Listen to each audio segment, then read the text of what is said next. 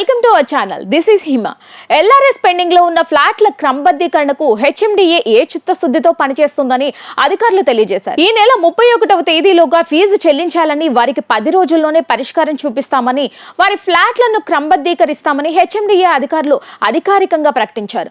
Fee చెల్లించిన LRS దరఖాస్తులను 10 రోజుల్లో పరిష్కరించి వారి ఫ్లాట్లను క్రమబద్ధీకరించడంతో పాటు అన్ని విధాలుగా అనుమతులు మంజూరు చేయబోతున్నట్లుగా అధికారులు ప్రకటించారు. ప్రో రేటా ఓపెన్ స్పేస్ రుసుము చెల్లించుకుంటే క్రమబద్ధీకరణకు ఫీజులో రాయితీ ఉండదని అధికారులు పేర్కొన్నారు. ఒకవేళ ఏదైనా కారణంతో ఎల్ఆర్ఎస్ దరఖాస్తు తిరస్కరణకు గురి అయితే ప్రాసెసింగ్ ఫీజు కింద 10% మినహాయించుకుని మిగిలిన 90% డబ్బును వెనక్కి తిరిగి ఇస్తామంటూ ఒక ప్రకటనలో హెచ్ఎండిఏ తెలియజేసింది.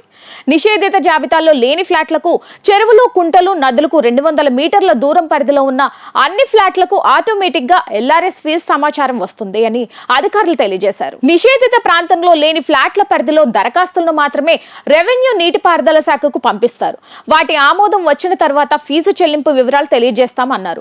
క్రమబద్ధీకరణ ఛార్జీతో పాటు ప్రో రేటా ఓపెన్ స్పేస్ ఛార్జీని కలిపి చెల్లించిన వారికే 25% రాయితీ వర్తిస్తుందని అధికారులు పేర్కొన్నారు. ఫ్లాట్లలో భవన నిర్మాణానికి వెళ్లిన సందర్భంలో ప్రో రేటా ఆ ఓపెన్ స్పేస్ ఛార్జీలను తప్పనిసరిగా చెల్లించాల్సి ఉంటుంది.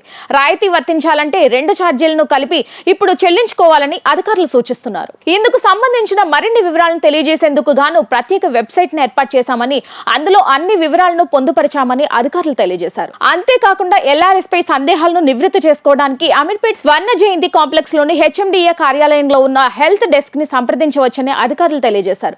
గత కొన్ని సంవత్సరాలుగా పెండింగ్ లో ఉన్న ఎల్ఆర్ఎస్ దరఖాస్తులను క్లియర్ చేయాలనే ఉద్దేశంతో రాష్ట్ర ప్రభుత్వం ఇటీవల తీసుకున్న కీలక నిర్ణయంతో బాధితులు హర్షం వ్యక్తం చేస్తున్నారు. ఫ్లాట్ల క్రమబద్ధీకరణకు హెచ్ఎండిఏ సిద్ధమవుతున్న నేపథ్యంలో లక్షలాది మంది బాధితులకు న్యాయం జరుగుతుంది.